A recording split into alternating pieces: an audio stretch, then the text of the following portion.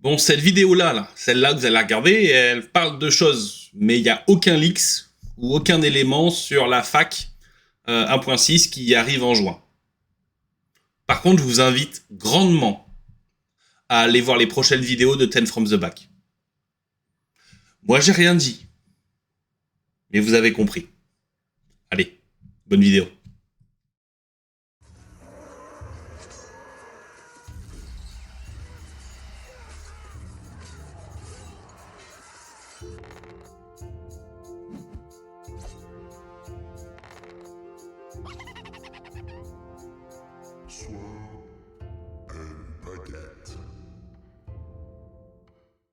Bonjour à tous, bienvenue sur Sword and Baguette. On se retrouve pour une petite vidéo pour parler de la fin de la 1.5.2, la fin de notre méta et surtout ce qu'on espère pour la prochaine. Donc vous allez voir, on va vous parler de différentes choses. On va vous parler comment ça s'appelle? On va vous parler la partie bouquin de règles, qu'est-ce qu'on espère changer au niveau des règles spéciales, des règles, etc. Les trucs qui sont pas clairs, les trucs qu'on espérerait voir changer un petit peu. Et ensuite, pour chaque faction, on va vous parler un petit peu des stats. Les stats à ce moment-là, les points forts et points faibles de certaines armées. Et puis aussi ce qu'on espère pour la 1.6. Donc voilà. Petite chose avant de lancer. Pour les points de règles. C'est pas un endroit où on va discuter des règles dans cette truc. On va vous parler des problèmes qu'il y a. Dans le meilleur des cas, je vous donnerai mon avis, mais ce sont des sujets de règles où personne n'est d'accord depuis 2 ans. Donc n'arrivez pas en disant j'ai raison, etc. Personne ne peut jouer comme ça. Si. Les sujets qu'on va aborder là, c'est que des sujets où il y a des discussions sans fin. C'est pour ça, et notamment je rejoins ce qu'a fait Raoul Duke, on l'a aussi fait sur la partie sur la baguette, demander à leurs gars d'avoir une fac écrite en amont. Encore une fois, ne tombez pas dans les trucs à la con, ça vous fera grandement du bien. Bon, bref, allez, on va commencer tout de suite par vous parler des parties changement de règles. Dès les principes généraux, vous avez ce putain de problème de bouger à travers les unités. Personne n'est clair. Vous avez beaucoup de gens qui font qui se mettent des chiens en colonne et qui font du slide à travers les unités amies. On sent que c'est pas comme ça que ça a voulu être écrit. Voilà, il y a pas mal de choses, on aimerait bien qu'ils clarifient réellement ce que tu as le droit de faire, qui tu as le droit de traverser, dans quel cas, etc. Histoire de vraiment clarifier le sujet. Parce que là, c'est la foire à la saucisse. Et t'as l'impression que c'est juste fait pour que les mecs se tirent dans les pattes, donc c'est vraiment bizarre. Ensuite, vous avez les caractéristiques non modifiées. Est-ce que vous confirmez bien que quand vous faites un test d'initiative, c'est par rapport à la caractéristique non modifiée? Et notamment, si vous avez un personnage qui est dans une unité, souvent les personnages ont une meilleure initiative à l'unité, est-ce qu'il va vraiment donner, par exemple, son initiative pour tous les tests d'initiative à faire pour l'unité? Je m'explique. On vous dit dans les règles que si vous devez faire un test de caractéristiques, si vous avez plusieurs caractéristiques à votre disposition, vous utilisez la meilleure. Donc, ce qui veut dire que quand vous utilisez typiquement la capacité des rois des tombes qui dit tu fais 10 ou 20 ou 30 tests d'initiative sur ton unité, est-ce que vous allez faire 30 tests d'initiative avec la valeur du personnage nain, mais vous le retirez si vous en avez envie, si vous avez loupé suffisamment, ou est-ce que vous allez le faire avec la majorité des figurines de l'unité? Ce qui est clair, c'est que quand vous avez une figurine unique qui a plusieurs valeurs d'initiative, vous prenez la meilleure, et je pense que ça a été écrit comme ça. Est-ce que vous voulez vraiment que l'initiative soit... Enfin, une fois que la caractéristique se partage dans l'unité, j'ai un gros doute. Voilà, ça serait très bien, au moins qu'ils clarifient ça. Alors c'est un cas très niche, mais on voit souvent que quand les développeurs commencent à manquer d'idées au niveau des créations, ils commencent à rajouter des tests dans tous les sens. Et voilà, en culte mortuaire on en a, en elfe sylvain on en a aussi du test d'initiative avec le nouveau domaine de magie. Alors j'ai nouveau, il a plus d'1 an, mais enfin il a 1 an. Mais voilà, c'est des choses où on aimerait bien une petite clarif dessus. Pareil, retrait des pertes, le fameux canon versus ogre, qui en fait se traduit par canon de l'Empire ou bombarde versus bois chapti. Expliquer proprement et clairement comment on retire les paires, comment on blesse. Est-ce qu'on va blesser figue par figue? On blesse la figurine qui est blessée, en combien de points de vie on lui met, etc. De la même manière, les règles de régénération. Alors quand vous demandez à un mec qui joue Roi des Tombes ou contre Vampire, il va vous expliquer. C'est simple, tu peux pas faire plus de points de vie que la figurine. Ouais, ça déjà, c'est bien. C'est un bon point. Sauf que les règles de régénération, de blessure, en fait, t'infliges à l'unité et après tu retires des figurines quand tu peux. Donc on sait que le wording de la régène est pourri et que le mec qui a fait les facs, enfin les 2 dernières facs, a été remercié, parce que clairement c'était quelqu'un qui ne savait pas ce qu'il faisait et qui faisait beaucoup trop de points, qui était à la zob. Si vous regardez en termes de date, voilà, vous savez à peu près quand il est parti, parce que... Enfin bon, bref, encore une fois, j'en ai parlé sur le Discord sur la baguette. Mais tous ces sujets, voilà, de points de vie multiples, de dégâts multiples, de retirer les pertes, le principe c'est de maximiser, mais comme par hasard, quand vous jouez contre un mort-vivant, il va vous dire de minimiser les blessures infligées afin de pouvoir relever les mecs le plus simple. Bref, ne croyez jamais un joueur mort-vivant. Je joue Rodétombe aussi. Ligne de vue et couvert. Alors, je sais, alors là c'est l'un des points, vous allez dire, mais si c'est évident. Non, c'est pas évident. En fait, c'est pas évident parce qu'il n'y a pas deux communautés qui jouent de la même manière. Au meilleur des cas, vous allez être d'accord avec la communauté locale ou celle à côté de vous, mais il n'y a pas beaucoup de choses. Est-ce qu'on parle de cône de tir ou d'arc de tir pour une figurine? Si vous regardez ce que c'est qu'une ligne de vue, c'est assez simple. Une ligne de vue, c'est vous prenez un point de votre arc avant jusqu'à un point que vous pouvez voir sur l'unité adverse. Ça s'appelle une ligne de vue. S'il n'y a pas de figurine de couvert entre deux terrains entre les deux, vous avez une ligne de vue. Jusque-là, c'est assez simple. Le problème, c'est qu'on commence à rentrer dans les notions de ligne de vue obscure, donc cachée. On vous dit que vous allez commencer à regarder au niveau du point de vue de la figurine. Le problème du point de vue, c'est que là, on arrive dans les notions d'arc. Parce que ton point de vue, arc avant, il y a beaucoup de choses. Donc vous avez 2 lectures actuellement. Le premier, donc le cône de tir. En gros, là, vous avez un petit arquebusier nain qui veut tirer sur des chiens du chaos. Avec un abruti de tueur nain qui est devant. Si vous tirez en cône de tir, vous allez dire, voilà, je vais prendre le coin extrême gauche de ma figurine. Je vois totalement le chien qui est à gauche, je vois totalement tous les chiens qui sont, et jusqu'au bout à droite, voilà, j'ai ma ligne qui est parfaite. Il n'y a donc pas de couvert. Ça, c'est la première lecture.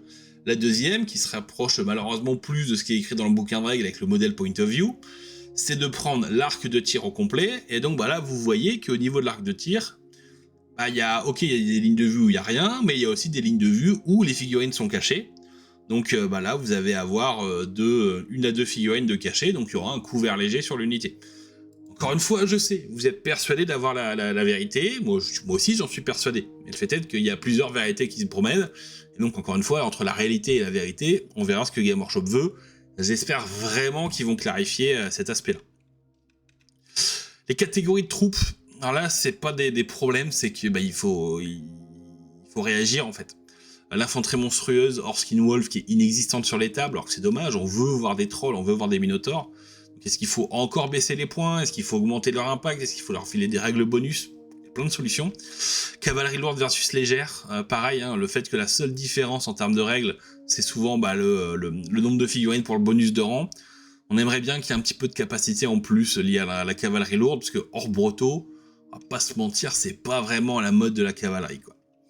Enfin bon, après, voilà, peut-être qu'on voulait jouer Infanterie Hammer et que Infanterie Hammer et des patrons volants, c'est peut-être ça que veulent les développeurs. Et en termes de gameplay, on y perd un peu. La magie, avec notamment la fameuse question des projectiles magiques multiples. Par défaut, on vous dit bien que une unité ne peut cibler qu'une seule unité, pardon. Donc si tu tires, si t'as 20 archers, même si t'en as 10 qui voient un dragon et 10 qui voient les gobelins qui sont derrière, t'as pas le droit de séparer tes tirs, de faire 10 et 10, et tout le monde va tirer sur la même unité, ce qui veut dire que tu vas perdre des tirs potentiellement. On vous dit bien que les projectiles magiques sont pas soumis à cette restriction. Le problème, c'est... sont pas soumis à la restriction de tirer sur la même cible que les éléments. T'as 2 lectures, un joueur qui va vous dire que tous les projectiles magiques qui viennent d'une unité, donc si vous avez 4, 5, 6 sorciers, doivent aller sur la même cible. D'autres qui vous disent que non, les projectiles sont pas soumis à cette contrainte-là, donc vous allez pouvoir blaster à droite et à gauche. Les deux se tiennent, encore une fois, on joue sur des virgules présentes d'un côté ou de l'autre. Enfin là, c'est pas des virgules, on essaye de dire que la phrase, non, mais elle veut pas dire ça. Ouais, on arrive sur des trucs plus que border. Donc voilà. Alors au début de la version, on avait ces questions, mais en gros, ça concernait, on va pas se mentir, le patron Umbet, le chaman Umbet, est-ce que son Vilnué, sa Viltide, et la bourrasque devaient aller sur la même cible. Bon, en général, quand tu blastais un mec à 15, t'aimais bien lui mettre 2 pouces dans le cul, donc t'aimais bien faire le double tir sur la même unité, fallait juste pas se tromper d'ordre, ce qui était relativement raisonnable. d'autres vont te dire ouais mais regarde, c'est à cause de ça qu'on a les Death Star en Wild Earth, en guerrier du chaos. Ouais, enfin les Death Star guerrier du chaos de tir existaient déjà, on s'en foutait parce que c'était nul. Là maintenant la Wild Earth est fort, donc on veut les dégommer à coups de règle. Peut-être que c'est la solution la plus propre que Game Workshop trouvera pour nerfer cette armée qui fait pas mal de score. Alors on en parlera, c'est une machine à 10-10, mais ça on en parlera plus tard. Donc voilà. Caper le bonus des hors niveau de magie, pareil, ça, que tu puisses caster à +1, donc caster à +3, pourquoi pas. Mais typiquement l'homme bête, le culte mortuaire, qui peuvent caster à +4 en 1.5.2. Tout le monde a été nerfé, prenez votre nerfé, tout le monde, quoi, sans déconner. Les fiascos, ça c'est impossible qu'ils laissent ça comme ça. Les fiascos, quand vous prenez, vous savez, la fameuse touche force 7, ou quand vous prenez une cascade dimensionnelle, vous pouvez faire une attention chef. C'est débile. Bien sûr que ça passe en gros, parce que tu subis une touche, machin. Mais c'est débile, sans déconner, ça devrait pas être le cas. Le principe, c'est que ton mec, il y a un démon qui lui attaque la tête, il commence à saigner du nez. En quoi, le fait qu'il lance un sort, ça va faire saigner du nez le mec d'à côté. Oui, bon, d'un point de vue lore, ça se tient aussi. Mais bon, on s'est compris. Et pareil, c'est pas des attaques magiques. Bordel. Une cascade dimensionnelle, mais à quel moment ça peut pas être une attaque magique? À quel moment les mecs qui disent non, je suis éthéré, va te faire foutre. Mais faut les démonter, ces genre vampires là. Bon, bref. Le doppelganger. Doppelganger à la méta. J'aimais bien le doppel quand il est sorti parce qu'un sorcier de corps à corps, c'était compliqué à jouer. Ou alors fallait des combos particulières et ça encourageait un petit peu le beau jeu, contrairement juste aux dragons qui arrivaient avec leur save à 2, etc. Là, purée, le doppel, le problème c'est le Shugengan, on va pas se mentir. Donc faut qu'il fasse quelque chose, qu'il le nerfe, qu'il le change. Mais vraiment, je m'attends à un gros truc. Un point plus positif, au lieu de dissiper, vous avez beaucoup de capacités qui font, voilà, au lieu de dissiper, le sort est détruit, typiquement que la rune de Spellbreaking, le sort est annulé, ou vous avez ça en Ombed, vous avez ça en Elf, vous avez ça dans plein d'armées, des capacités même en Elfe Sylvain. Est-ce qu'on doit vraiment le faire uniquement avec un sorcier qui est à portée ou est-ce que quand ils disent au lieu de dissiper, ça veut dire que t'as pas le droit de le faire avant ou après la dissipe? Typiquement, là t'as échoué ta dissipation, du coup tu mets ta rune de dissipe. Peut-être. Encore une fois, c'est pas clair. C'est pas clair, il y a les deux lectures. J'aimerais vraiment bien qu'ils permettent de le faire, que c'est juste, voilà, tu dissipes pas, donc ni fatidique, ni truc, il n'y a pas de jet, mais par contre tu dispelles. Ça ferait un très bon nerf à la Wilder, parce qu'en fait tu pourrais la bloquer au sol pendant plusieurs tours. Parce que là, actuellement, elle fait quoi? Elle fait juste un 3d6 pour caster mon... 3d6 pour caster le vol 12, et la compo elle passe en mode ligne droite. Ah, c'est insupportable, on va pas se mentir, c'est insupportable. C'est facile à jouer, c'est pas ce qu'on veut. On veut pas un truc facile à jouer sur The Old World. Bisous les Pégases. La phase de strat, même s'il y a qu'une personne qui m'a soutenu ça, et que le mec est absolument pas fiable en termes de règles, c'est sûrement le... Ouais, encore une fois, je le pense, c'est vraiment le pire arbitre que j'ai rencontré dans ma carrière de hobbyiste. Après, ça fait que 20 ans que je fais des tournois. Voilà, est-ce que les capacités qu'on peut faire en phase de commandement, si on a plusieurs, est-ce que tu peux les faire ou pas? Voilà, il y a certains disent oui, certains disent non. Le seul mec qui m'a maintenu que c'était évident que c'était oui, avec un argument claqué au sol, c'est pas dit que je peux pas. J'ai pas dit que je peux pas te mettre une patate aussi. Il a maintenu dans ce sens-là. Encore une fois, il y a du... Juste clarifier si one c'est one. Et puis comme ça, on sera bien. Au moins pour retirer un peu de fierté à ces mecs-là qui méritent de se faire tabasser par des laquais. La phase de mouvement, les tirailleurs. Clarifier ces putains de mouvements de tirailleurs. C'est pas clair, c'est pas propre, c'est bordélique. Oh, je croirais à Age of Sigmar. Ça bouge dans tous les sens, tu sais pas si c'est volontaire. Les mecs qui te font des slides dans tous les sens en disant oui c'est pas dit. Ah, ferme-la. Bref, on reprendra les vidéos de toute façon sur bien comprendre The Old World une fois que les tirailleurs ont été clarifiés, parce que là, il y a trop de questions. Il y a trop de questions qui se posent, il y a trop de moments où tu te dis ça je l'applique textuel, vraiment je l'applique comme c'est écrit ou pas? Parce que si je l'applique comme c'est écrit, il se passe ça, il se passe ça, il se passe ça. Et après, s'il se passe ça, t'as dit que ça devait pas se passer. On fait quoi? Donc voilà, tout clarifie. Pareil pour les manœuvres, actuellement vous avez beaucoup de téléportation, que ce soit les coins qui peuvent sortir de table pendant une manœuvre. C'est quoi un coin? C'est la figurine du coin, c'est toutes les figurines qui sont pas dans le premier rang, c'est les 4 figurines du coin, c'est un pourcentage, tout ça on sait pas, il y a plein de trucs qu'on sait pas. Le drilled, le bien entraîné, est-ce que ça permet de faire slider des persos ou pas pendant le drilled? Est-ce que ça permet de... Quand il faut que ce soit équitable de chaque côté, quand il y a un état-major, quand il n'y en a pas, quand c'est pas possible? Est-ce que tu arrives à te bloquer tes unités pour anticiper un petit peu tes mouvements, à te bloquer toi-même tes unités pour te forcer à te barrer d'un côté? Enfin voilà, est-ce que tu peux truquer un petit peu le drill ou pas? On veut beaucoup de clarification sur ça. Terrain dangereux, tout ce qui est injure et gel, encore une fois, clarifiez-le, dites-le clairement. Terrain dangereux, tu n'as le droit ni à ton invu ni à ta régène, ou tu as le droit à l'un et pas à l'autre. Mais clarifiez-le, là c'est pas clair, encore une fois. On se confond avec l'ancienne fac qui a été supprimée par le mec qui a été viré. Là, ils ont fait les choses à la zob et clairement, il faut clarifier. Voilà, c'est juste de la clarification. Phase de tir, on a parlé des lignes de vue et des couverts. Après, vous avez tous les sujets avec les canons, le sniping, l'écrantage, les tirs hors de ligne de vue. Bon, on va pas vous refaire les débats, je pense que vous les avez quasiment à chaque game. Il y a beaucoup de joueurs qui vous inventent des règles pour coller aux anciennes versions. C'est souvent des joueurs qui jouent des canons. Voilà. Est-ce qu'il faut imposer la mitraille si la cible a 12 pouces en amélioration? Parce que pareil, faire un boulet de canon qui en tire à 0,1 pouce et que le truc il fasse 20 pouces comme ça en ligne droite alors qu'il a pas d'inertie, ça perturbe. Bon. La sauvegarde d'armure, alors je l'ai mis dans la phase de tir, mais ça concerne aussi, ça concerne toutes les phases. Vous savez que quand vous prenez un point de vie, quand vous prenez une blessure, quand l'adversaire a blessé, vous n'êtes pas obligé de faire votre sauvegarde d'armure. C'est un ken, c'est pas un must. Donc ce qui veut dire que vous prenez un dragon, vous êtes en défi contre un archimage sur dragon, typiquement, le mec il vous met une blessure avec son arme de base, vous dites que votre adversaire n'a pas pris sa sauvegarde d'armure, il a retiré son armure, il accepte de mourir, et comme ça le dragon derrière il tape pas. Ouais, mais vous aviez une de plus, mais vous avez pas envie de perdre plus de PEV. Donc au final, voilà, c'est des trucs un petit peu bizarres. Je pense qu'il devrait imposer d'utiliser la meilleure sauvegarde possible. Sauf armure magique, auquel cas tu peux utiliser une capacité magique, même si c'est pas la meilleure sauvegarde, vous savez, pour couper un peu les trucs. Là, c'est bordélique. Et puis après, on en a déjà parlé, tout ce qui est dégâts multiples, retrait des pertes, la régèle, etc. Entre les joueurs vampires et morts-vivants qui vont vous défendre un truc corps et ongles en vous expliquant qu'il n'y a aucune manière que ce soit différent. Qui est là Boruti lui aussi, et d'autres qui vont essayer de dire ouais mais regarde mec comment c'est écrit, on te dit que c'est capé au point de vie, mais les points de vie sont infligés à l'unité, et après tu retires des figurines en fonction. Enfin voilà, entre les défenseurs de la juste cause et leur armée surtout, et les mecs qui essayent de lire un petit peu les règles, c'est souvent compliqué. Encore une fois, faites confiance à leur gars local, tant pis s'il impose des trucs. Si leur gars est un connard, vous n'avez juste pas à aller à son tournoi. Phase de corps à corps, barrière hammer.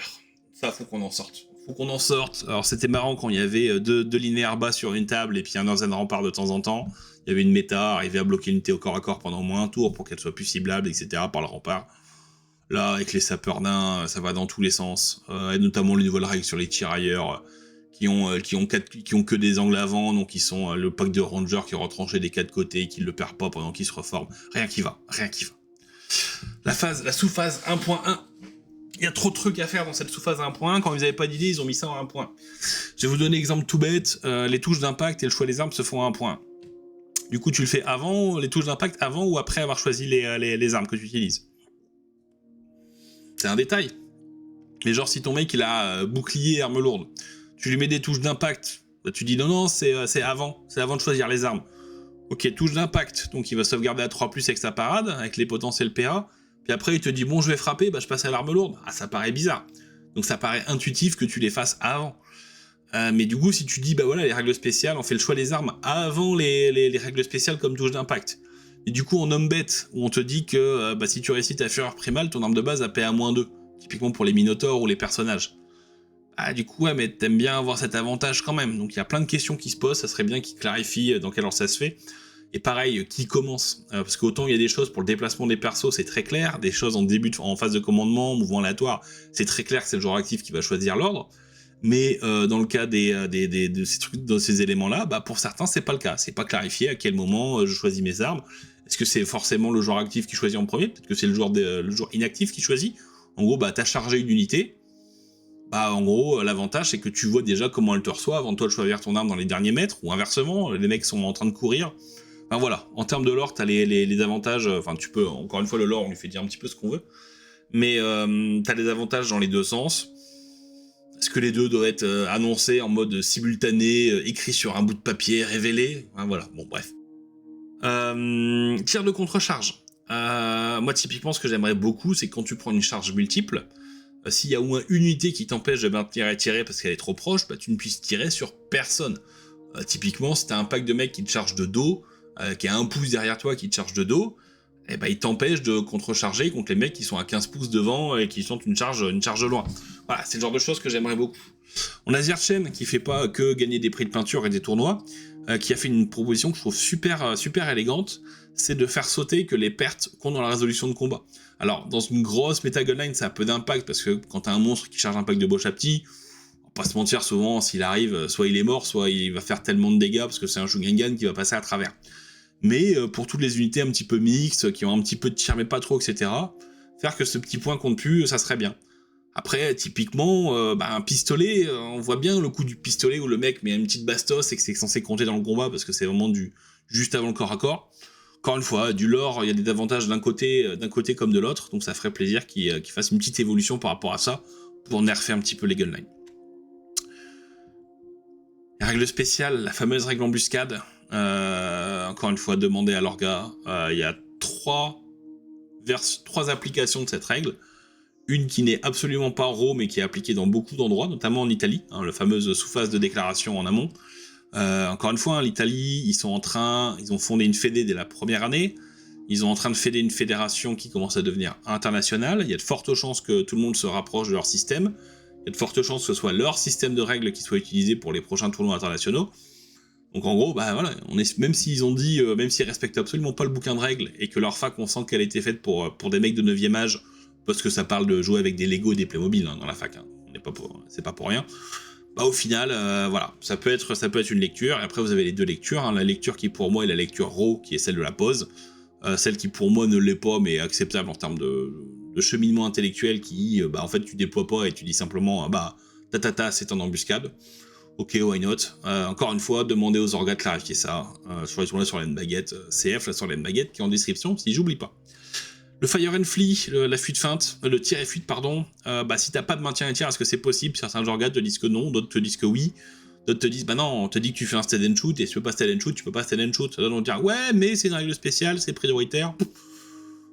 On n'en sait rien, voilà, on n'en sait rien. Évasif, esquiveur contre les canons et les catapultes. Ah, ça, purée, c'est des débats sans fin. Le fait de ne pas pouvoir le faire face à un canon, c'est perturbant. Faudrait faire la vitesse, qu'est-ce qui est le plus rapide entre une boule de feu magique et entre un mec qui monte son anneau comme ça et un boulet qui traverse la table, qui fait 60 pouces, lequel devrait être esquivable et pas l'autre. La catapulte, pareil, est-ce que c'est je place mon gabarit et c'est ça qui fait que c'est ciblé? Est-ce que c'est je cible l'unité, elle est évasive et après je me barre? Donc en gros, c'est la catapulte est inévitable par une unité évasive. Esquiveur, on a tous vu le Seigneur des Anneaux, l'orque qui arrive à esquiver la catapulte. Il n'y a aucune raison qu'un elfe n'y arrive pas, voilà, soyons clairs. Personnage, tout ce qui est ligne de vue, le fait qu'un personnage voit à travers les figurines de sa propre unité, ça c'est pas bon du tout. Les règles de ciblage des personnages, on a parlé au canon, le sniping, tout ça, voilà, c'est issu d'autres jeux, avec d'autres wordings, c'est vraiment des gens qui veulent utiliser leurs anciennes habitudes et qui vont aller jusqu'à torturer les règles pour l'appliquer. Voilà, encore une fois, comment ça sera, est-ce que Game Workshop va faire un petit effort par rapport à ça? Je pense qu'ils ont les canons dans le nez, et je pense que qu'il y a des efforts qui vont être faits, on verra ce que ça donne après. On a pareil, voilà, les personnages qui rentrent dans un pack, qui se téléportent. Tu rentres à l'arrière d'un pack ou d'une line hammer de malade, tu touches l'arrière du deuxième rang, tu te retrouves au premier rang à 30 pouces de là. Est-ce que c'est volontaire? Est-ce que réellement c'est volontaire? Est-ce qu'on est censé faire ça? N'en sais rien. Est-ce que c'est censé compter dans le maximum mouvement x2 que tu fais pendant une phase, une manœuvre, etc. C'est compliqué, on a envie de dire que oui, mais texto, on te dit que tu te mets au premier rang point, que t'as pas le choix. Cannot, compliqué. Bon, une fois qu'on a dit ça, on va passer un petit peu sur l'état mathématique de cette fin de 1.5.2. C'est toujours bien de parler de la méta, donc je vais vous parler un petit peu des win rates, des taux de podium, et puis aussi de tout ce qui est popularité des armées, parce que c'est aussi quelque chose d'important. Donc là, on passe sur les stats. On va commencer par la stat la plus, qui pour moi veut pas forcément dire grand chose, mais quand même un indicateur de ça va bien, ça va pas. Donc voilà, le nom que je cache là, le truc rouge là, énorme, la barre énorme à 57% de win rate, c'est KT. Donc là on est sur la win rate depuis juin 2025, donc depuis que le jeu a changé, donc Match Play Guide, KT est sorti, et on a eu les différentes facs qui sont sorties au fur et à mesure, et qui n'ont pas changé grand-chose à la méta, on va pas se mentir. Quelques petits ajustements, mais rien de vraiment très impressionnant ou structurant. Donc grosso modo, si vous regardez que les win rates, en partant du principe que le truc qui est acceptable, c'est le 40, le 40-50, tout simplement, vous avez beaucoup d'armées qui vont très bien. Mais vous avez aussi le démon, l'ogre, etc. qui vont bien. Et ce qui va pas, grosso modo, c'est le KT en premier. Et après, vous dites, une fois que vous avez dégommé le KT suffisamment, on peut se poser la question de l'homme bête et encore une fois du Broto, du vampire, qui sont toujours des règles des armées top tier. En queue de peloton, en dessous de 40, en dessous de 35 même, vous avez l'elfe noir et le lézard. Alors c'est moins catastrophique, il y a eu des moments où on avait du 15% de win rate. Donc c'est vraiment moins catastrophique qu'au début de tour. Je pense que les joueurs sont de plus en plus à l'aise et ceux qui jouent encore leurs armées commencent à les prendre de plus en plus, de mieux en mieux en main.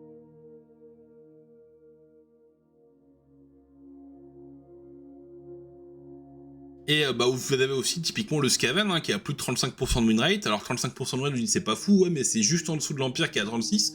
Et l'Empire, on a des listes de nuls qui sont très performantes en tournoi. Bon, dans tous les cas, on le sait, le win rate, ça a ses limites.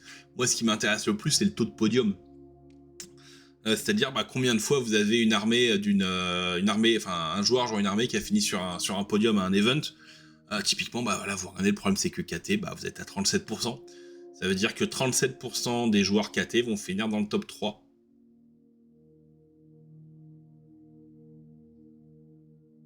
C'est pas rien, hein.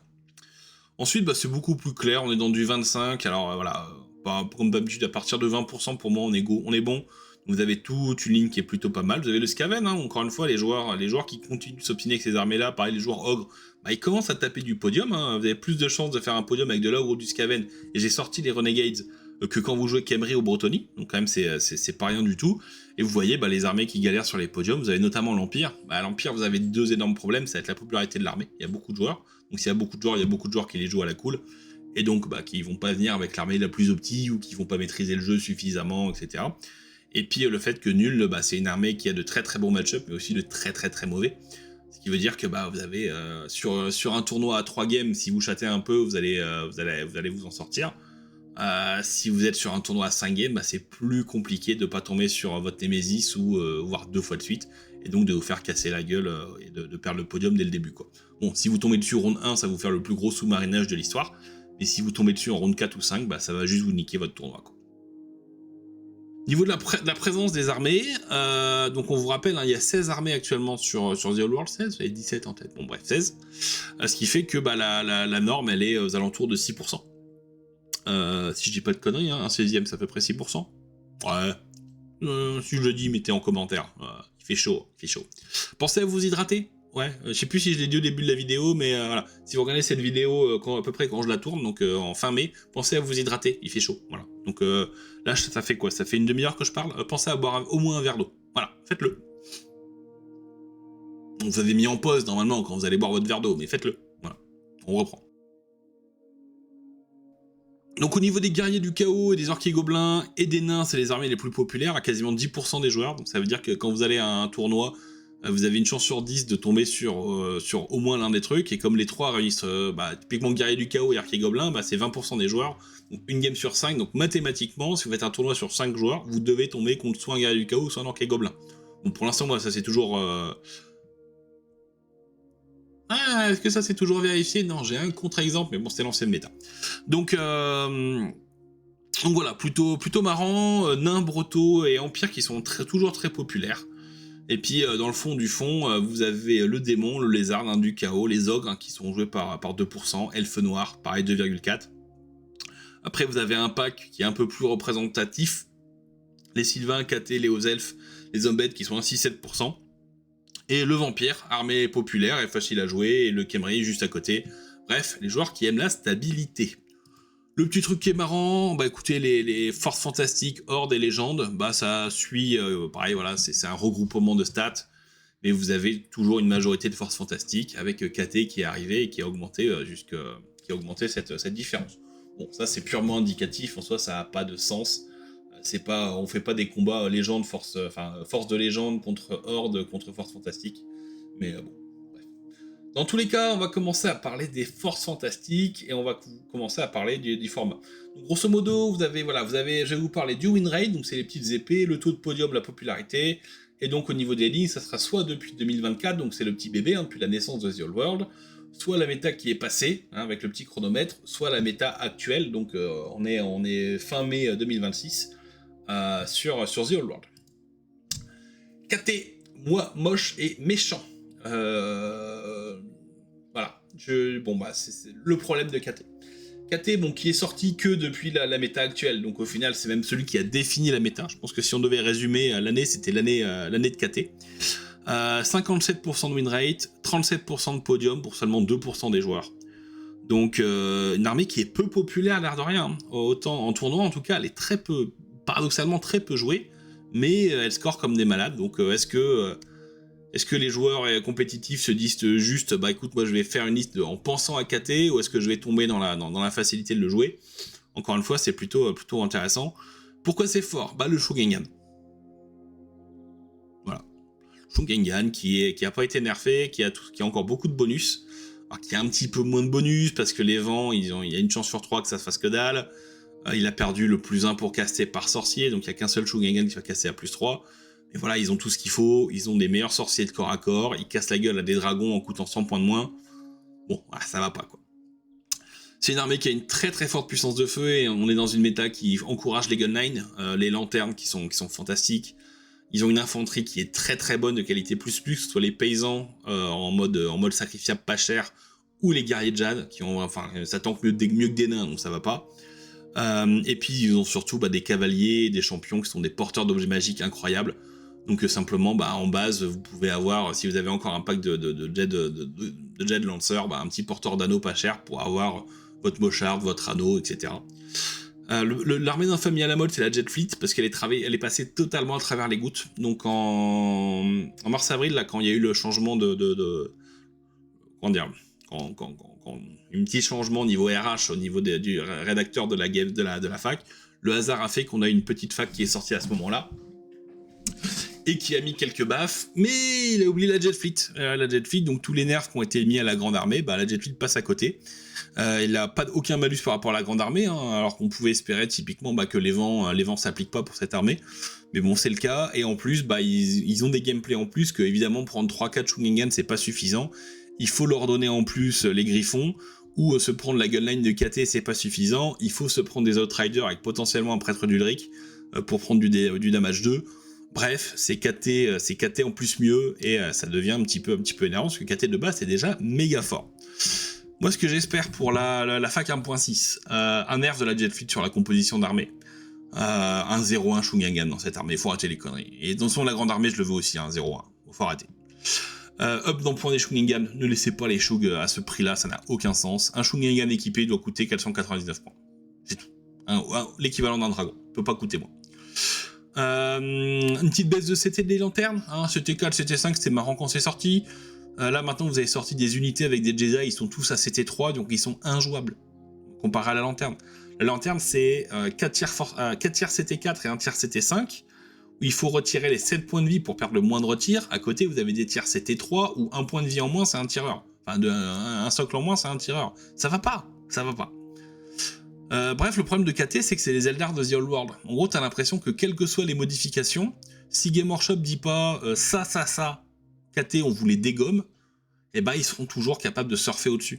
Typiquement, voilà, s'il y a un nerf des barrières, des retranchements nains, les Shugengan vont de nouveau démonter la force expéditionnaire, et on va perdre ce petit avantage.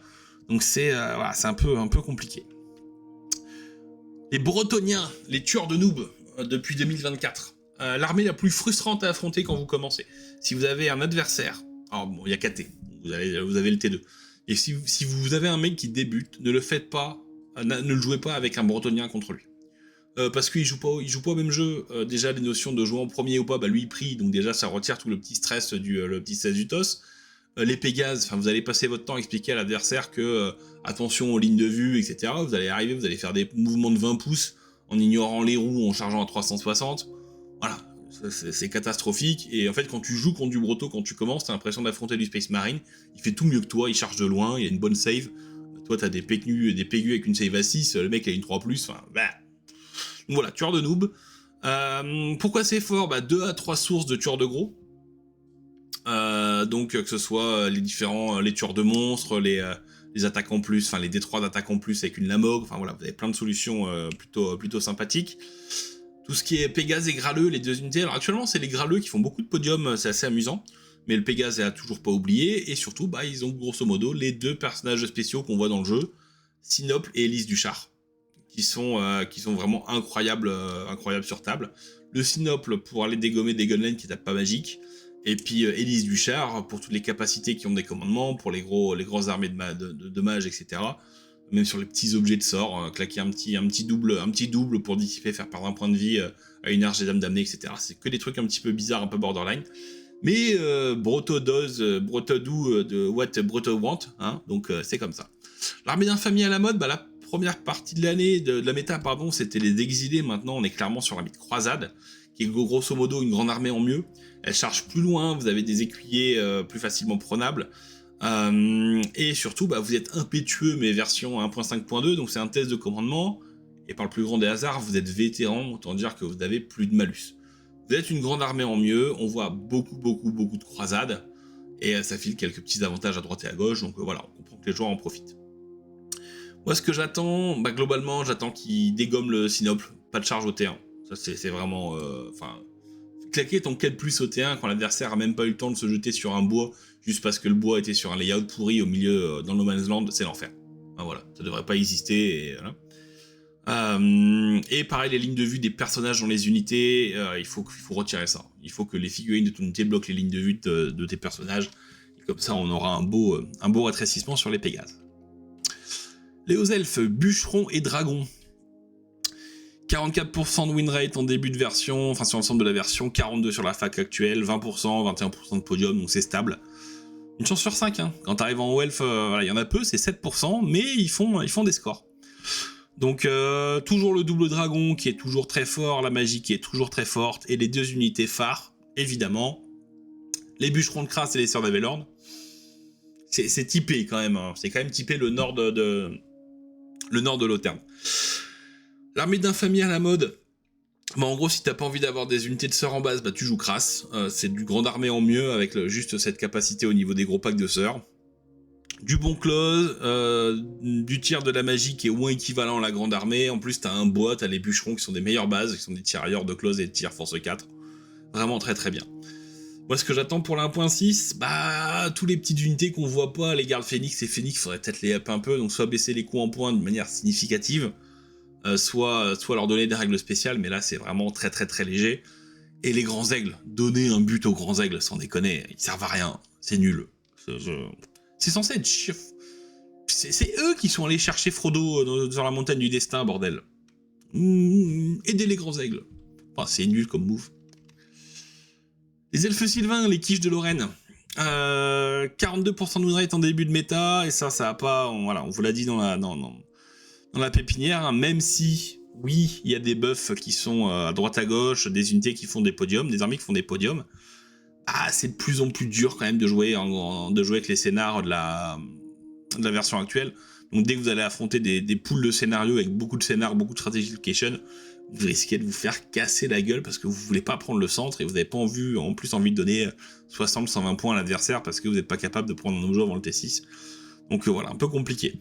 Niveau taux de podium, 21 points sur l'ensemble, 22 points avant la fac, et donc le MPG est 19% depuis, donc ils ont perdu 3% de socle, 3% de podium, pardon, depuis la dernière fac. Par contre, le nombre de joueurs bouge pas, on est toujours dans les 5%, donc c'est toujours intéressant. Pourquoi c'est fort ? On en a parlé notamment dans la liste Sylvain de Todd, qui a gagné le Grand Clash et qui a fait 4ème à la Adepticon. Un volume de tir qui peut être très très impressionnant, tu peux arriver à la centaine de tirs sans problème, 100 tirs au bout d'un moment ça fait des dégâts. Les armées avec des rushs de cerf qui sont très intéressants, alors le double dragon a totalement disparu. J'aimais bien l'argument que m'avait donné un joueur, il faut arrêter de vouloir que les elfes sylvains se jouent comme des hauts elfes. Donc le double dragon est nul, globalement. Enfin nul, un double dragon, mais c'est un mauvais double dragon. Donc vaut mieux jouer des listes soit de savonnette ou de rush, en fait c'est toi qui vas dicter la tempo. C'est-à-dire que si toute ton armée a fait 18 pouces au T1 et est prête à charger, l'adversaire il a pas beaucoup de temps de réaction. Si toute ton armée elle va éviter les combats et la squatter de loin, bah pareil, c'est pas lui qui va choisir à quel moment ça se fait, c'est toi qui as déjà défini comment la game allait se faire. Et l'armée à la mode, bah les armées d'Infamie, on les a vu un petit peu sauter parce que la garde éternelle a totalement disparu des tables, c'est trop cher pour tenir le centre. Tout ce qui est embûche de Tal'Sin, c'est compliqué. Pour l'instant, c'est compliqué à jouer. On verra s'il y a des buffs au niveau des esprits de la forêt, mais pour l'instant, c'est compliqué. Et la chasse sauvage, bah ça reste pas le moment, quoi. Dans une méta où l'infanterie est beaucoup plus tanky, bah ta chasse sauvage, elle manque de PA, elle manque de beaucoup de choses pour vraiment rentrer dedans. Et du coup, bah vu que t'es des chips, bah si tu laisses 5 mecs qui tapent, ça peut tuer 3 cavaliers sauvages. Et vu le coup en point, t'as vraiment pas envie, quoi. Mes attentes, baisse de coup en point. Baisse de coup en point des elfes sylvains, mais un vrai truc, pas un point sur les mecs, non. Faites des vraies baisses de coup en point, offrez les flèches, faites plein de choses, mais laissez pas les choses comme ça, quoi. C'est vraiment trop cher.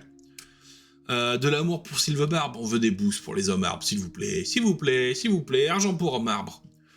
Les sœurs des épines, faut les sortir, là elles sont sur le trottoir depuis un an, faut arrêter. Il faut les aider, il faut les buffer. Il faut baisser les coups en point, il faut leur remettre le choix des sorts comme ils avaient avant, ça va pas. Voilà. Et puis il faudrait qu'ils se relisent, hein. Ça serait bien que quand tu files mouvement 6 aux dryades, tu files mouvement 6 aussi à la madryade qui va avec eux. Bon, c'est un détail, mais bon. Voilà. Les nains, le nain solide sur ses appuis, qui a perdu un peu de win rate, hein, 40% au global, 38% dans la méta actuelle, mais bah voilà, 17% de podium sur l'ensemble, 15% avant la fac 1.5.2 et 20% de podium. Donc au final, bah, c'est un tiers des joueurs nains en plus qui finissent sur un podium comparé à avant. On va pas se mentir, la force expéditionnaire a vraiment simplifié les choses. On a même une amélioration de la popularité, on est passé de 9 à 10% hein, sur les joueurs nains, donc voilà, un joueur 9 en plus, t'arrivais à 9 nains, maintenant t'en as 10 sur 100 joueurs. Bah pourquoi c'est fort? Parce que buff des piétons, parce que les gyros, enfin buff des piétons, donc avec le rang en plus, donc le rang en plus qui frappe quand tu charges pas, la parade qui booste grandement les nains, un nain avec un bouclier c'est forcément lié. Le gyrocoptère qui était pas joué parce que les antivols étaient à tous les tours, maintenant au maximum tu vas avoir 2 tours d'antivol, ah, c'est pas suffisant, il faut être capable de les coller 6 tours au sol. Donc voilà, les fameuses lignes spam de gyrocoptère ont vraiment dégommé le truc, et puis le sapeur de tes morts, voilà, je vais pas vous refaire le speech, encore une fois, l'armée d'infamie à la mode, c'est la force expéditionnaire. Les scouts gyro que tu peux spammer, les sapeurs, les linehammers de mecs avec arme lourde ou juste arme de base bouclier, parce que tu t'en fous, la raso fixe, tu vas gagner. Les canons mobiles, voilà, c'est très très fort. Ce que j'attends qu'ils dégomment le sapeur. D'une manière ou d'une autre, soit que tu puisses plus faire le test pendant le tour adverse, encore une fois, soit que tu puisses, soit que le retranchement change, mais il faut qu'il fasse quelque chose. Les gyrocoptères, dégommez-les. Dégommez le nombre d'unités que vous pouvez jouer, dégommez, voilà. Déjà qu'ils soient prenables qu'en base, 0,1 pour 1000 les scouts gyrocoptères en force XP et puis en spécial et on gagne du temps. Enfin, il n'y a pas d'intérêt à avoir 14 gyrocoptères sur une table. On joue pas à 40k, c'est pas le bon jeu. Et buffer les mineurs et les tueurs, bordel, ils existent. Donc autant les brise-fer, je me suis fait une raison. J'aimerais bien que les unités d'infanterie d'élite, typiquement, bah là, un pack d'infanterie en rare ou de cavalerie en rare avec une bannière près d'un objet pour donner un peu d'intérêt. Mais là, ouais, c'est compliqué. Et enfin, l'Empire. 38% de win rate au global, 37 maintenant. Un taux de podium qui baisse, hein. Paradoxalement, 17% de podium avant la fac 1.5.2, 12% depuis. Et puis, bah, pourquoi c'est fort? Bah, parce qu'il y a des ratatas, il y a du piou-piou, il y a du pampan. L'armée d'infamie, c'est l'armée de nul, hein, parce qu'ils ont des outriders qui font piou-piou, ils ont des canons qui font boom, et des persos qui font pampan. Oh, la méta Gun9... Je suis responsable, hein, entre autres, hein, parce que quand je joue typiquement quand je suis allé en Inde au Québec, j'ai pas fait une naine de charismatique de corps à corps. J'ai pas le charisme d'Eisenhower de vouloir aller avec un clan royal. Non, j'ai pris une force sectionnaire parce que c'est facile à jouer et voilà. Mais faut qu'ils changent ça parce que je suis pas sûr que les joueurs ont envie de jouer à 40k. Enfin, si tu joues à Battle, c'est pas pour jouer à 40k, quoi. Donc les Gun9, proposez autre chose. Typiquement, au moins diversifier les armes de tir, les mortiers, les feux d'enfer, ce serait bien qu'on en voit un peu plus malgré tout. Les chevaliers, hein, tout ce qui est prêtre de Sigmar, c'est bien de les avoir booksés, mais si vous mettez dans une méta où ils sont pas intéressants, enfin, je veux dire, tu prends un prêtre de Sigmar, c'est pas pour lui filer une invue à 5 à des Outriders normalement. Quand tu joues un prêtre d'Uldric, c'est pas pour filer des dégâts 2 à des Outriders dans une armée de KT. Ça va pas. fait, le problème de l'armée de l'Empire, c'est qu'elle devait être la garde impériale de 40K et elle est devenue le tout. Ah, c'est chiant. Côté horde sauvage. Khemri, l'armée cancer, mais avec un K, s'il vous plaît. Win rate, 45% actuellement, 22% de chance de podium. On va se réjouir, c'était 25% avant. Les nerfs sur la magie ont fait du bien, mais aussi beaucoup de joueurs KT qui sont passés, enfin beaucoup de joueurs Khemri, pardon, qui sont passés KT. Ce qui fait une petite baisse de population. Pourquoi c'est fort? C'est de l'Undead. Et l'Undead, ça peut maintenir et tirer. Les gunlines, c'est fort. L'infanterie, c'est fort. La régène de tes morts, c'est fort. Tirer magie, c'est fort. Les blobs de l'enfer, c'est fort. Bref, Khemri, lapsus, a tous les petits avantages possibles. L'armée d'infamie à la mode, le culte mortuaire est un petit peu en chute, même si c'est toujours très joué. Vous pouvez voir, notamment en Italie, il y a quasiment toutes les armées qui ont au moins un culte mortuaire. Vous avez l'Host Royal qui a des cohortes énormes, donc 2 énormes blobs qui sont soi-disant imprenables. Alors on a vu que c'était pas le cas, mais c'est un enfer à jouer proprement. C'est typiquement des armées Warhol, parce que dès que tu commences à les bouger sur table, à l'époque de 70, va faire des roues propres, surtout mon pote, il va faire des roues propres. Notamment quand tu commences à multiplier bien entraîné, plus l'icône de Rakaf, machin, ça va dans tous les sens. T'arrives à des points de règle qui sont tordus, où tu commences à faire des overruns dans ton dos. Bref, c'est bizarre. Ce que je voudrais pour la prochaine fac, vous vous souvenez des cavaliers lourds? Ce serait bien que Game Workshop t'en souvienne aussi. Les beaux chaptis en base, qui sont toujours pour moi un problème en culte mortuaire. Et puis, en fait, tu peux prendre des chaptis, mais peut-être juste en arme de corps à corps. Tu vois, ça pourrait être sympa. Et la grande bannière, ça serait bien qu'elle saute les relances en phase de stratégie. Voilà, mais qu'il le fasse aussi pour le vampire, du coup. Mais voilà, ça serait très bien qu'il fasse la mise à jour. Et puis surtout peut-être caper, en match set play, qu'il n'y ait jamais de pack de plus de 40 figs peut-être, en règle universelle. Voilà, tu peux pas mettre de pack de plus de 250 points, pas plus de pack de 40 figs. Voilà, donc si tu mets des persos, tu auras 35, si tu mets 5 persos dans un pack, tu auras 35 mecs. Histoire de limiter un peu les trucs, parce que putain, c'est infernal. C'est infernal. C'est chiant. C'est pas infernal, on va se calmer, c'est juste chiant. Les hommes bêtes, 2 Neuron, 3 Viltide. 47% de win rate, c'est stable. Une 25-26% de podium. L'armée de plus en plus populaire, on se demande pourquoi. Ah oui, la Wild Herd. La pierre des Herdes, qui est très fort, qui ne vaut pas ses points. Juste pour rappel, le crâne de Katam en KO, c'est 70 points pour une bulle de 3 pouces qui fait plus 1 pour cast. Là, pour 30 points de plus, vous avez un infranchissable, 2, un rayon beaucoup plus grand et d'autres buffs. Ça va pas. Actuellement, ça joue en gros blob avec Shaman. Moi, ça me donne envie de crever. Je joue pas Hombed pour jouer ce genre de truc, donc je le joue pas. Et puis surtout, on a conservé le Viltide avec Fétiche. Alors oui, qui a pris un point pour cast. On s'en fout, parce qu'on caste toujours à plus 4, donc ça change que dalle. Et des dragons qui sont des buffs, parce que capé à 25% des points de l'armée, capé à plein de choses. Donc voilà. L'armée d'infamie à la mode, c'est la Wild Horde, donc c'est un gros blob de gore avec 4 ou 5 chamans. C'est une armée qui est super safe, mais en fait tu peux perdre tout seul. Simplement parce que des fois tu vas faire un petit face côté 1 sur un sort que tu voulais lancer, tu vas prendre 5 grosses galettes dans ton pack, tes mecs vont tous dégager. Bon, voilà, pas très fun.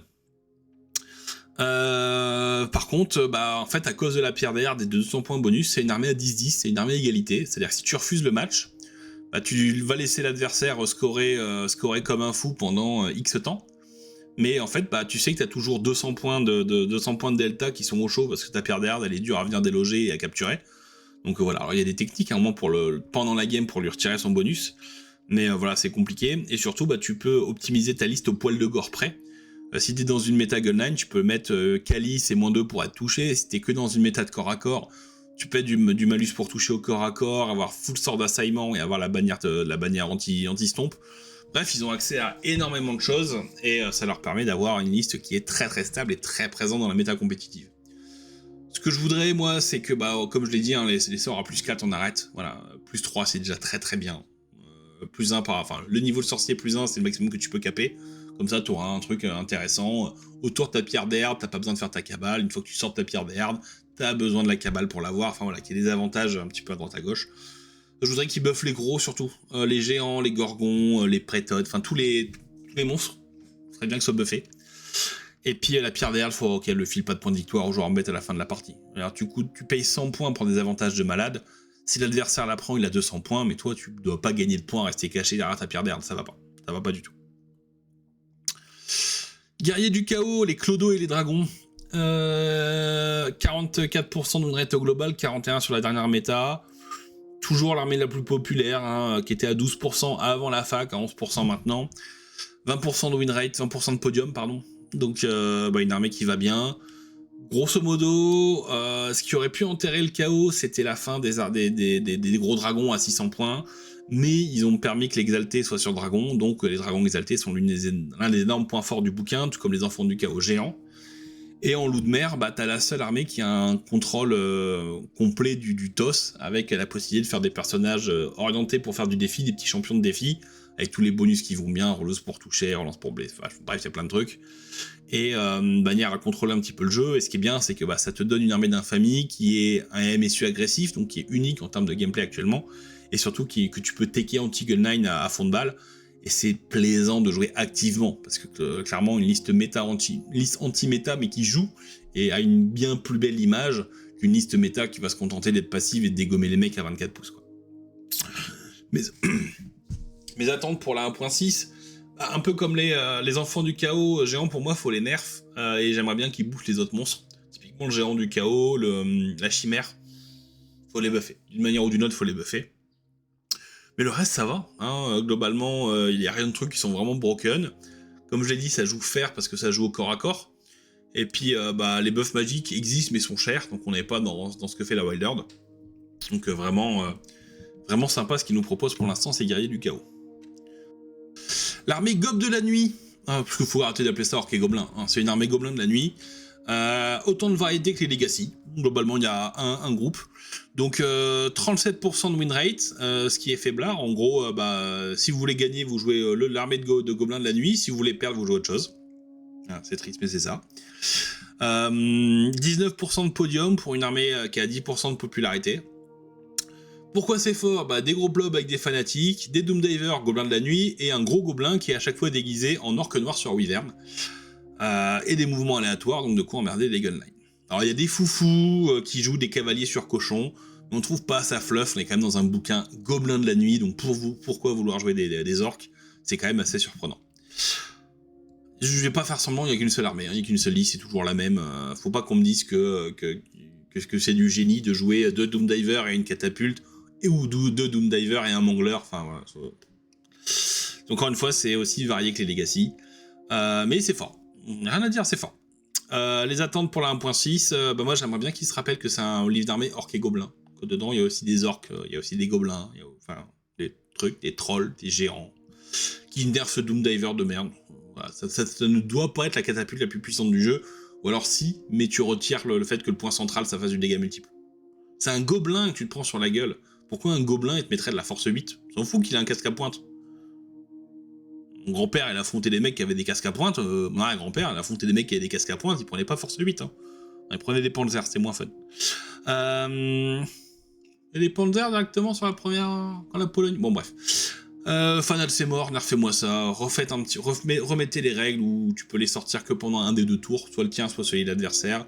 Ou alors tu le sors au début de ton tour, où t'es obligé de le sortir si l'adversaire est à 8 pouces.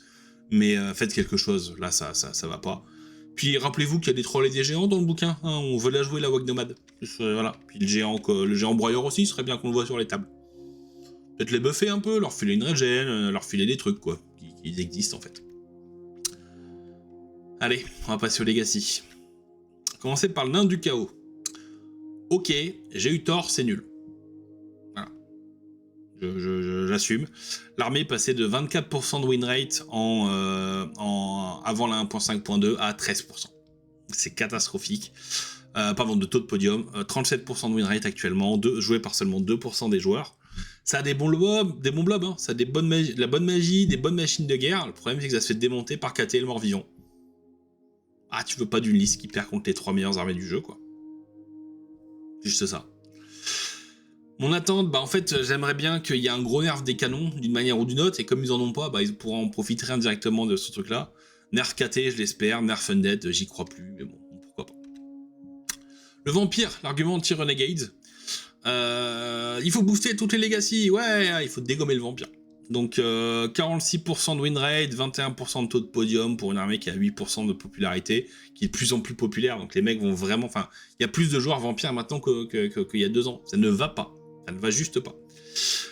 Pourquoi c'est fort? Parce que ça crie, hein, avec ces capacités incroyables de skill à base de faire un test à 2d6, -2, -3 ou -4. Heureusement, il y a des objets magiques qui existent pour 2 des armées, mais elles sont très très chères et très très capées, donc c'est dur de faire des builds juste anti-cri. Le skill cap pour les jouer est très très bas, donc voilà, si vous avez un joueur qui est mauvais, vous lui filez du contre vampire, il se sentira fort. C'est horrible, mais c'est comme ça. C'est de l'undead, plein d'énormes avantages, et puis le Graveguard. Le Graveguard. Le GG quoi, garde des cryptes. Simple à jouer, endurance 4 en base, quasiment aucune contrainte. À voir, typiquement, tu mets que le Graveguard peut être en base que si t'es un général vampire, bah on règle tous les problèmes du jeu, parce que tu devras jouer des unités moins fortes, tu devras jouer autre chose. J'ai arrêté de me battre contre le Mortis, que même des listes OP commencent à jouer sans Mortis, en fait juste les cris suffisent, donc voilà, il faut dégommer les cris. Moi j'aime bien l'idée que dégommer le Mortis, dégommer aussi les cris, parce qu'en fait tu réduisais les chances de passer des sorts de nécromancie, etc. C'est l'un des aspects, mais grosso modo les mecs jouent sans tellement c'est facile à jouer, donc voilà. Je m'attends à rien, je m'attends à aucune évolution pour le vampire, ils vont le laisser comme ça et on va se taper encore pendant 1 an et demi du Legacy qui crie sur l'adversaire pour tuer. Voilà, les blessures mortelles à 40 000, à 40 000. Les démons et merveilles. Les démons, gros avantage c'est que ça peut swarm la table, ça c'est l'un des points forts, c'est ok au close. Mais le problème c'est que c'est méga cher, donc c'est un bon win rate, 39%, c'est pas catastrophique, c'est mieux que le nain et l'empire. 12% sur les podiums, ce qui est pas horrible non plus. Hein. 12 joueurs sur 100, plus d'un joueur démon sur 10 qui arrive et qui fera son podium, c'est vraiment cool.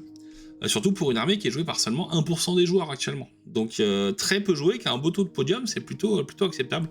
Pour moi, on est à partir de 12-13%, on commence à être acceptable en taux de podium. Le problème qu'il a, c'est que y a les CV qui jouent beaucoup d'éthérés, du coup on prend des armes magiques dans tous les sens.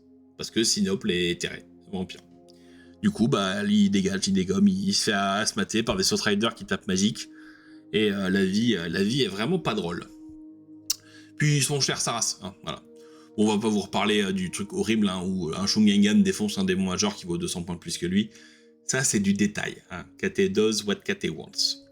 Ce que j'espère, soit on passe en Renegade sur le démon pour qu'il ait au moins son invu tout le temps. Hein. Donc, ça lui fera quelques petits buffs quand il affrontera du nul ou des choses comme ça. Ou alors qui dégomme KT et qui dégomme les éthérés, mais honnêtement, j'y crois pas du tout. Les ogres, la fuite des cerveaux. Faut qu'on m'explique pourquoi un ogre en empire, qui a un canon en ogre, il est pas capable de faire quoi que ce soit, c'est l'un des pires tableaux du jeu, et dès qu'il passe en KT, ça devient un des meilleurs ingénieurs du jeu. Faut qu'on m'explique ça. La fuite des cerveaux, ça a ses limites. 40% de win rate, ce qui est très très bien. Ce qui est très très bien pour une liste Legacy, avec de l'infanterie monstrueuse. 23% de taux de podium, mais seulement 2% de joueurs. Donc les joueurs ogres commencent à vraiment savoir ce qu'ils font. Alors c'est pas fort, on va pas se mentir, parce que Game Workshop déteste pour l'instant les infanteries monstrueuses, mais il y a un monde où il y a un buff par sous-type, et pas par unité, et donc qu'ils puissent en profiter. Pareil, on peut espérer que tous les monstres gagnent des avantages. Je sais pas quels avantages ils peuvent leur donner, est-ce que c'est une régène à 5, est-ce que c'est une invue, est-ce que c'est une meilleure PA sur les stompes, est-ce que c'est... je sais pas. Mais il faut qu'ils trouvent un truc. Et auquel cas, les ogres seront de plus en plus jouables. Les elfes noirs, l'espoir des rumeurs, parce que noir c'est noir, il n'y a plus d'espoir. Pour les elfes noirs, si, on est harcelé par ça. 32% de win rate, le pire. Ouais, c'est le pire. 9% de podium, catastrophique, et seulement 2% des joueurs, sachant qu'on était quand même à 18% de podium avant la 1.5.2. Ah voilà, le gameplay savonnette, il est en PLS depuis le MPG, il faut faire du close et du rush, donc en gros t'es en no elf de Wish. Oui, Phil, je sais, j'ai dit que l'elfe noir c'était low elf de Wish. Voilà, c'est flouté. Et en fait t'es de low elf, mais t'as pas de sœur ou t'as pas de bûcheron, et ta magie elle est pas folle. Donc t'as plein de buffs, hein, mais à partir du moment où tu casses plus à plus 4, tes sorts ils sont durs à lancer.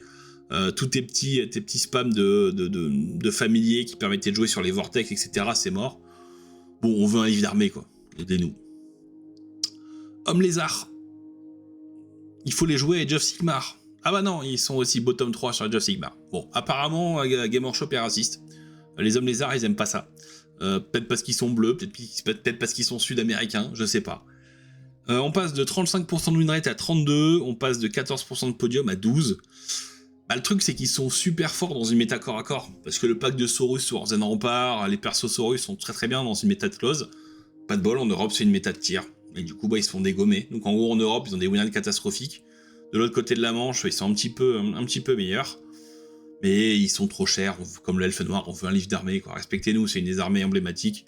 On sait qu'à la fin, on sait qu'après avoir fait bouger des plaques tectoniques et fait des gros rayons pour dégommer tout, ils sont barrés sur des vaisseaux spatiaux à la fin. Mais on a le temps, c'est dans 300 ans, laissez-les briller un peu, les pauvres, quoi. Skaven, Skaven, c'est la bonne surprise. 36% de win rate, ce qui est pas ouf, mais 23% de taux de podium pour une armée Legacy.